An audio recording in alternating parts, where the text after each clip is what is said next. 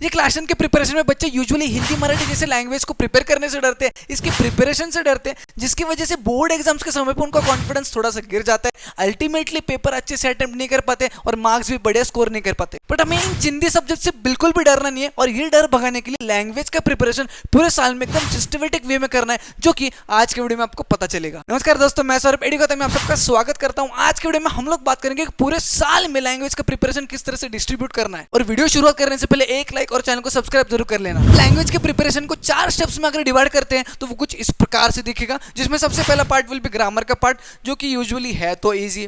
Questions को practice करेंगे तो हमें फुल मार्क्स अचीव हो सकते हैं। सेकंड, अगर बात करें राइटिंग स्किल की, है नहीं इजी, है थोड़ा सा डिफिकल्ट। हार्श ट्रूथ है, मैं भी लिख देता हूँ, है डिफिकल्ट, बट जितना ज़्यादा प्रैक्टिस करोगे उतना बेटर रहेगा। Why? Because marks usually languages में जो कटते हैं ना, वो राइटिंग स्किल में ही कटते हैं सबसे ज़्यादा।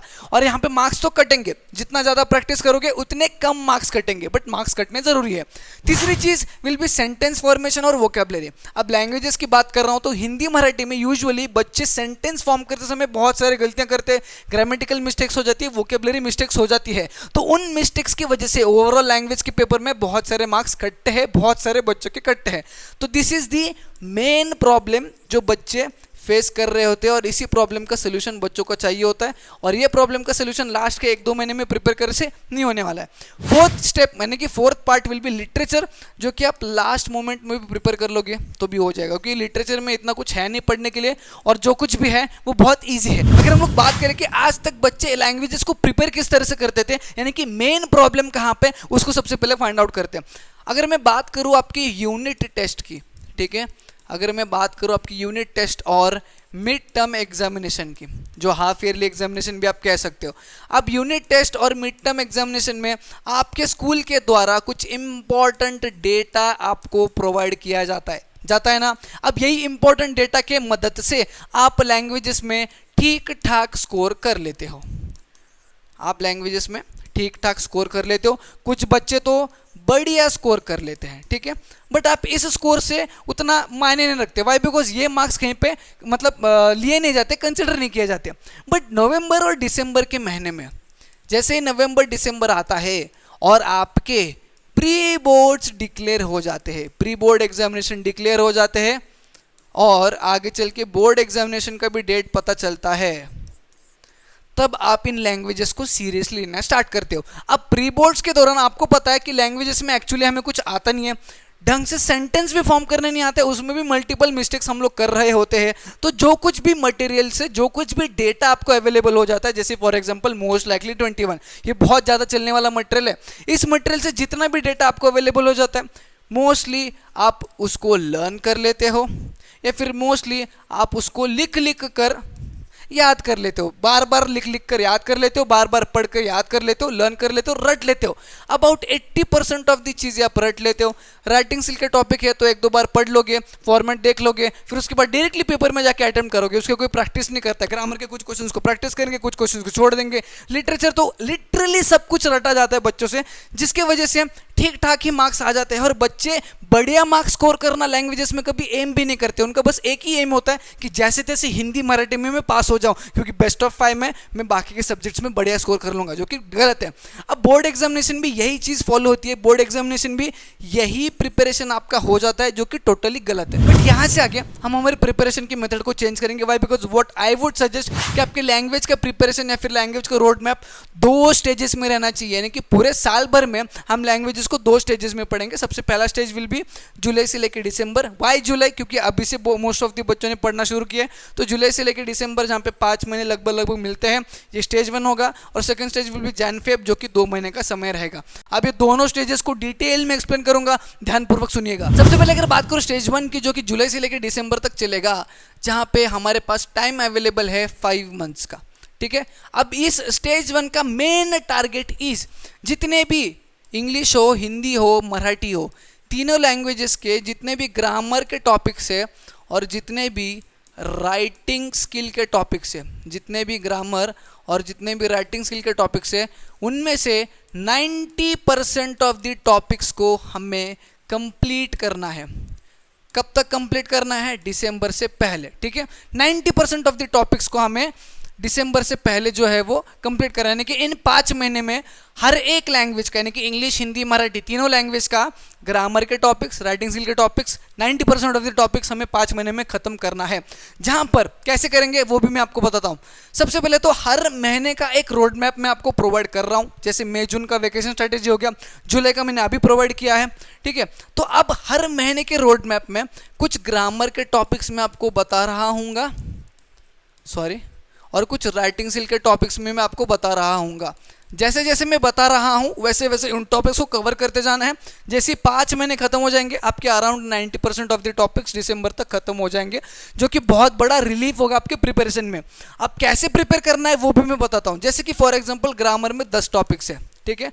ग्रामर की अगर बात करें, ठीक है, ग्रामर की अगर बात करें तो ग्रामर में अगर 10 टॉपिक्स है तो इन 10 टॉपिक्स का एक्सप्लेनेशन सबसे पहले जानना जरूरी है, क्योंकि कंसेप्ट के मतलब टॉपिक के पीछे का कंसेप्ट जानना जरूरी है। तो इन टॉपिक्स को सबसे पहले समझना जरूरी है, जिसके लिए आप वीडियो लेक्चर्स, आप बुक, अलग अलग बुक्स को रिफर कर सकते हो। आप अलग अलग बुक्स मत रिफर करना, एक बुक में बताऊंगा, ये नवनीत वाला बुक, इसको रिफर कर लेना, इसमें एक्सप्लेनेशन ईजी है। इसमें भी अगर समझ में नहीं आता तो गूगल पे बहुत सारे आर्टिकल्स है, आर्टिकल्स पढ़ के भी आपको एक्सप्लेनेशन जो है समझ में आ जाएगा। एक्सप्लेनेशन समझने के बाद आपको बस नंबर ऑफ क्वेश्चंस को सॉल्व करना है, क्योंकि जो चीज़ आपको समझ में आई है वो कितने बढ़िया तरीके से समझ में आई है, ये चीज़ को रिव्यू करने के लिए आपको क्वेश्चंस को, ढेर सारे क्वेश्चंस को सॉल्व करना चाहिए। और जितने ज़्यादा क्वेश्चन सॉल्व करोगे उतना परफेक्ट आप बनोगे, उतना बढ़िया आपका ग्रामर बनेगा।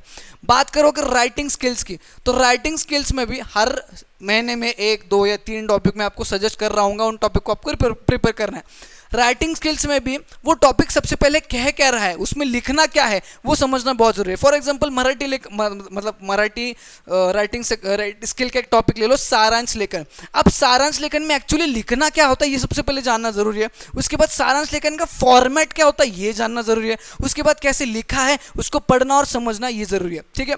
सबसे पहले तो समझना जरूरी है टॉपिक को। अब ये समझने के लिए आप वीडियो लेक्चर्स की मदद ले सकते हो, ढेर सारी वीडियो लेक्चर्स यूट्यूब पे अवेलेबल है। जैसे ही आप टॉपिक समझ जाते हो उसके फॉर्मेट को समझना जरूरी है, ठीक है। फॉर्मेट क्या है, लिखा कैसे जाता है, एक बार फॉर्मेट को समझ लेते हो तो एक सॉल्व एग्जाम्पल, सारांश लेखन अगर बात करें तो सारांश लेखन एक एज इट इज देख के लिखिएगा, ठीक है। सीन या फिर आप लिख लो सॉल्व एग्जाम्पल को सॉल्व करेंगे, एक सॉल्व एग्जाम्पल को देख के लिखेंगे, ठीक है।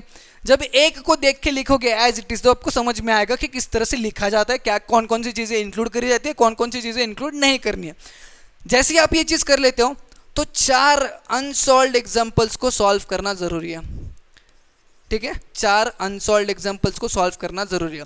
And this should be format हर एक राइटिंग स्किल को प्रिपेयर करते समय, यही आपका फॉर्मेट फॉलो होना चाहिए, ठीक है। इसमें कोई शॉर्टकट मारने की कोशिश भी मत करना, क्योंकि शॉर्टकट मारोगे अल्टीमेटली आप ही कम स्कोर करने वाले हो राइटिंग स्किल में। ये 2 चीज़ें आपको अगले 5 महीने तक कंटिन्यूसली फॉलो करने अंडर द स्टेज 1। और ये राइटिंग स्किल वाली चीज़ आप सिंसियरली जब फॉलो करोगे ना तो आपको वोकैबुलरी, सेंटेंस फॉर्मेशन वाला जो प्रॉब्लम था ना वो ऑटोमेटिकली कम हो जाएगा। क्योंकि शुरुआती में यहाँ पे बहुत सारी गलतियाँ होंगी, बट विद द टाइम जैसे जैसे प्रैक्टिस करोगे गलतियाँ कम हो जाएंगी और आपको भी समझ में आएगा कि हर एक सेंटेंस को किस तरह से फॉर्म करना है, काना मात्रा में जो मिस्टेक्स हो रही थी वो कैसे ओमिट करना है। अब अगर बात करें स्टेज 2 की, जहाँ पे जनवरी और फरवरी 2 महीने का समय हमें मिल रहा होता है, मोस्टली हम यहाँ पे रिवीजन कर रहे होते हैं। तो स्टेज 2 में सिंपल है, बचे हुए 10% ऑफ दी ग्रामर और राइटिंग स्किल को कवर करेंगे। मोस्टली हमें ये छोड़ना नहीं है, पहले स्टेज 1 में ही 100% सिलेबस कंप्लीट करना है, बट तब भी अगर बच जाता है तो 10% ग्रामर टॉप और राइटिंग स्किल यहाँ पे 2 महीने में सबसे पहले वो चीज़ कंप्लीट करनी है। उसके बाद लिटरेचर, जो कि हमने छुआ तक नहीं है, लिटरेचर को कंप्लीट करेंगे। अब लिटरेचर को कंप्लीट करने के लिए एक मटेरियल मैं आपको सजेस्ट करूंगा जो कि 80% ऑफ द बच्चे यूज़ करते हैं, नवनीत का मोस्ट लाइकली 21, ठीक है।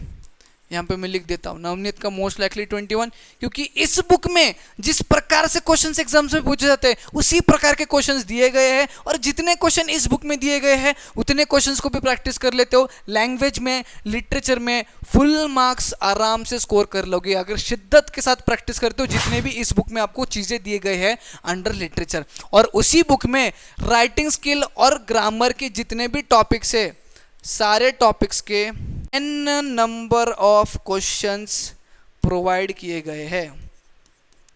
एन नंबर ऑफ क्वेश्चंस, जितने भी राइटिंग स्किल के टॉपिक है और ग्रामर के टॉपिक है, जिसमें सॉल्व भी दिया है राइटिंग स्किल में कुछ और कुछ अनसॉल्व भी दिए। जिस फॉर्मेट में मैंने आपको बताया, रिवीजन करते समय बस एक एक क्वेश्चन, मतलब हर एक राइटिंग स्किल के टॉपिक के एक एक दो दो एग्जाम्पल को सॉल्व करिएगा, बट प्रिपरेशन के दौरान एक सॉल्व एग्जाम्पल और 4 अनसॉल्व, आपको ये फॉर्मेट रखना ही रखना है। तो ये सारी चीजें आपकी मोस्ट लाइकली 21 की मदद से हो जाएगी और इसी बुक की मदद से ये 2 महीने का प्रिपरेशन भी खत्म हो जाएगा और अब बोर्ड्स के लिए फुल्ली प्रिपेयर हो जाओगे। That's all for today's video. यही था आपका रोड मैप जो आपको लैंग्वेजेस में मास्टर बना देगा। अब आपकी बारी है। सबसे पहले तो इस वीडियो को अपने दोस्तों के साथ शेयर करो और जिस प्रकार से मैंने कहा है उसी प्रकार से आपको फॉलो करना बहुत जरूरी है। और जाने से पहले वीडियो को एक लाइक जरूर करना, नहीं तो चैनल को सब्सक्राइब करके जाना। हम मिलेंगे न्यू वीडियो में।